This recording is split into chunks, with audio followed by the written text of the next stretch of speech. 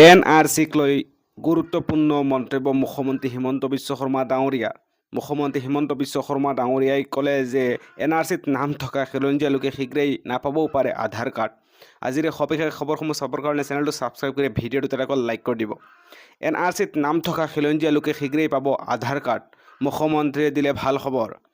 শীঘ্ৰেই দূৰ হ'ব NRCৰ বায়োমেট্ৰিকৰ সমস্যা। আধাৰ কাৰ্ড নথকা 9,22,000 লোকৰ বাবে আহিছে ডাঙৰ খবৰ।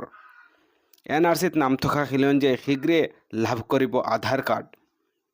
আধাৰ কাৰ্ডৰ লাভৰ বাবে শীঘ্ৰে গৃহমন্ত্ৰী অমিত শ্বাহে মুখ্যমন্ত্ৰী হিমন্ত বিশ্ব শৰ্মাৰ লগত আলোচনা কৰে আৰু আলোচনা কৰি বায়োমেট্ৰিক নথকা খিলঞ্জীয়াক শীঘ্ৰে আধাৰ কাৰ্ড দিয়াৰ চিন্তা চৰ্চা কৰে। ইতিমধ্যে পুনৰবাৰ নথিপত্ৰ লোৱাৰ কাম আৰম্ভ কৰিছে চৰকাৰে।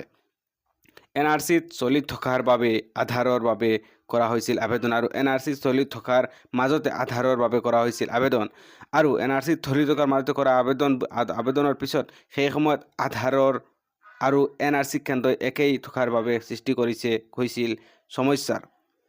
NRC কেন্দ্ৰত আধাৰ আবেদন কৰাৰ বাবে বহু লোকৰ আধাৰ ব্লক হৈ পৰিছিল। মুখ্যমন্ত্ৰীৰ নিৰ্দেশৰ পিছতে সাজু কৰা হৈছে তালিকা। যিসকলে এই অসুবিধাৰ সন্মুখীন হৈছিল তেওঁলোকৰ পৰা বিচৰা হৈছে আবেদন। শীঘ্ৰেই দূৰ হ'ব NRCৰ বায়োমেট্ৰিকৰ সমস্যা। আধাৰ কাৰ্ড নথকা 9,22,000 লোকৰ বাবে আহিছে ভাল খবৰ।